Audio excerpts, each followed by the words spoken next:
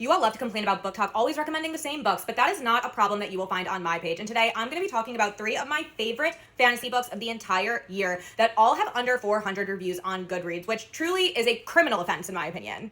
The first one I'm going to be recommending is actually like hands down one of my favorite epic romantic fantasy books that I've ever read in my entire life in any year, and I need Book Talk to do its thing because I have been like screaming about this from the rooftops since I finished it. Darkness vs. Stars by Sarah Lee Wan is one of the most painfully beautiful epic stories that I have ever read in my entire life. This is about 2 gods and their fall from grace, their forbidden love, and some of the most intense, yearning, and heartbreaking moments that I've ever read in my entire life.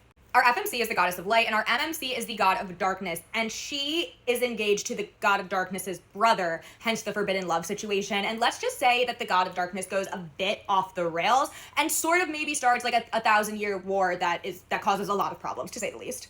This is dual timeline and dual POV, so we are following along with these 2 in real time present day, but we also get to experience their love story from the very beginning and fall in love right along with them. And when I tell you this is one of the most heartbreaking, heart-wrenching, like I can't put into words the emotions that this book made me feel. The writing is fantastic, the world building is epic, and the fantasy aspect of this is so good because yes, this is like the most romantic story that I've ever read, but it is absolutely an epic fantasy as well, and all of the details and components are so intriguing from the very first page. If you follow me, you may or may not have seen me publicly crash out after finishing The Magnificence of Death by Rhea Rainwater, Exhibit A.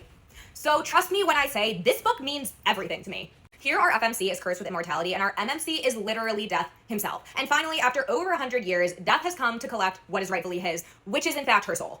The 2 form an unlikely alliance to try and solve her curse, and along the way, Death begins questioning things and feeling things that he has never felt in his entire existence, and our FMC is left wondering, is she falling in love with Death himself? This story absolutely rocked me because the author masterfully encapsulates all of the varying emotions tied to grief and grieving while also posing the question of what does it really mean to live? The ending of this book decimated me. Like I felt like I was getting just absolutely bulldozed, like literally ran over in the middle of the road. But I promise it's worth it. It's literally one of my favorite books of all time. And finally, for our little special today, we have Darker Than the Starless Night by Rebecca Broad-Key. Now, this is actually one of like the top most unique fantasy books I've ever read, so I really would like some more people to read it. So here our FMC is the head chemist for a gang, and she ends up crossing paths with our MMC, and together they accidentally uncover some horrifying conspiracies that would reignite a centuries-old war between the Titans and the gods that literally had split their world in 2.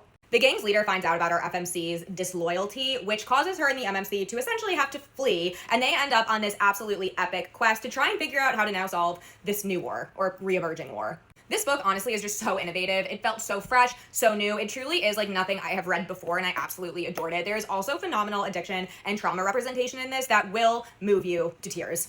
The characters individually were extremely complex, and then their arcs together and separately were so phenomenal, and I can't wait to see where this world goes. Have you guys read these? Let me know in the comments.